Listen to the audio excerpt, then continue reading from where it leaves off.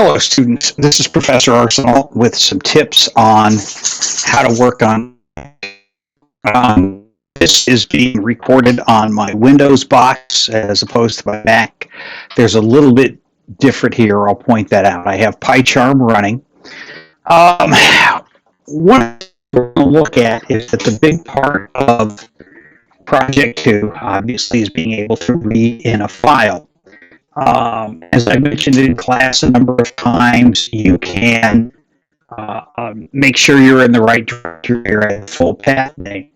What I've chosen to do for the development of this is I've imported Python's operating system um, library just with imports based on this. That means I can do all the things with the operating system, like change directories and things like that. And then I've chosen to move to the directory where I have the files stored temporarily. This is an old shared computer, so it's a fairly long path name. Illustrative though, OS change directory, CHDIR. The rest of it is just the path name to the directory I have the files, which is called Fall 23 Project 2. The difference between Windows and Mac is that Windows uses backslashes, where Mac uses a forward slash. Now, Python, as we've seen, uses those backslashes as an escape character. Backslash T for tab, backslash N for new line, backslash, meaning a backslash. So what you have to do to get this to work with Windows is you have to escape every backslash. You have to double up backslash. Notice right here, I have two backslashes together. If I just have one of them, Python will think I'm trying backslash F, and if that's undefined, I'll get an error message, and if it is defined, I'll get something I probably don't want. If you're on a Mac, Mac uses forward slashes for names. You do not have to do this. This is one of the differences. You have to do this for Windows. Okay, let's get serious about doing the project. What I wanted to do is show you how to go about reading in a file. And I'm going to start this with just one file. So I called my function getFile. GetFile reads in a data file and returns a two-dimensional list with the contents of one of the files. And for testing purposes, rather than reading in all three, I just explicitly pass the file name. Now remember, because I changed directories using the operating system library, I don't have to do anything here. I just give the file name and I'm ready to go. So I call my function getFile, passing it the argument fall underscore 2025.csv, and I'm going to return that to some variable called clist. Let's see what that function does. What I'm going to do here, the name of the file becomes a parameter, and this means I can use the same function to read in all three files. I just take it as a parameter, and that's going to be useful later on when I show you how to make sure you get all three files read.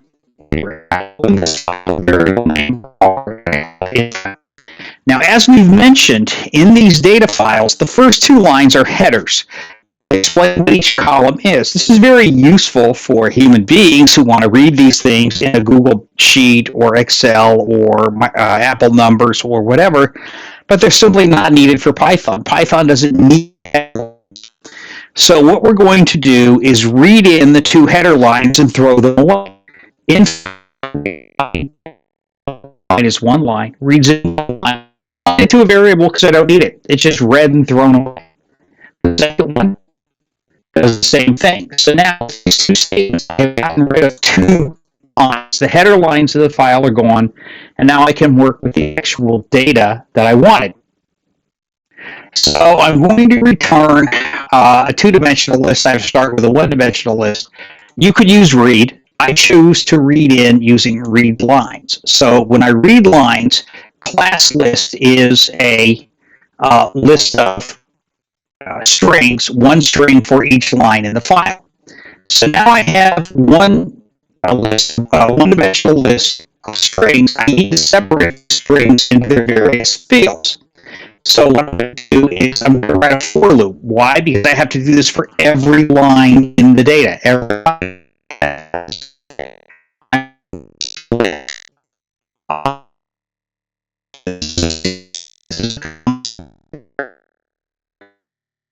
value file, sorry, the V is value, not variable, and so I'm going to separate now.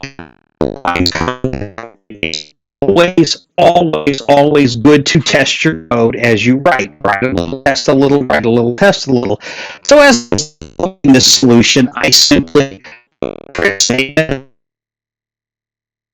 is this what I want to have? A couple of syntax errors when I first type. We don't need to waste your time with those. As I made sure that was working, I can comment down that line so no longer need to test. Similar print line that was for debugging purposes. Okay, now I have a two-dimensional list, and that two-dimensional list will have, remember, everything string. So what I'm going to do, I'm going to uncomment this line, and I will actually run this program, and I will stop it. You can see here are the data lines. There's actually two statements, so don't worry about it. This statement causes this line to be printed.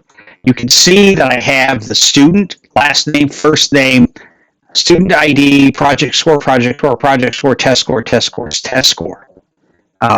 Similar, this is the next line from that output. But they're all strings. Okay, they're all strings. So what I'm going to do now is I'm going to go back and comment out this line again. I don't want that. I need to convert each string to an integer, or each string to an integer as a project score and test score. So I have this this nested for loop, goes through and converts the appropriate string, the test and program scores, to an integer. And then again, to test, I left this in. I'll rerun the program to delete some of that mess. You can see now that I have the file with the class name, the student name, and all the scores, the test scores and project scores are now integers, which is what I want. Now that I know this is working, I can comment on the line so I don't need it. And I in the list. Sorry, it's a typo. Let's fix that. And I simply return and I'm ready to go. So that's the first part of the assignment, and you should have that working and make sure that for each file you return a 2D list of student names and the next thing we need to do is do the other part of step one, which is convert this into a dictionary for each student. So in other words, I don't want a two-dimensional list as a result. I want a list of dictionaries. So I've written a function called make dictionaries. It takes in one of those two-dimensional lists like I just got back from the previous function, and it converts according to the programming assignment into the one-dimensional list. To make this clear what happens, I'm going to use a new list as a result. I'm going to return the new list. And then for each student entry in my original file, my parameter is called in-class, I create an empty dictionary, and then I simply add key value, key value, key value, key value in accordance with what step one of the project says. When I have the entire dictionary created, I simply append that dictionary to the list, and then when the project returns, when the function finishes, I have a list of dictionaries returned, and then I have a print statement in my main program to show you that, in fact, that's what I get. So we'll run this again. I will go back and delete or comment out all the print statements I don't need to limit the output. And you can see that the result of this is a list of dictionaries.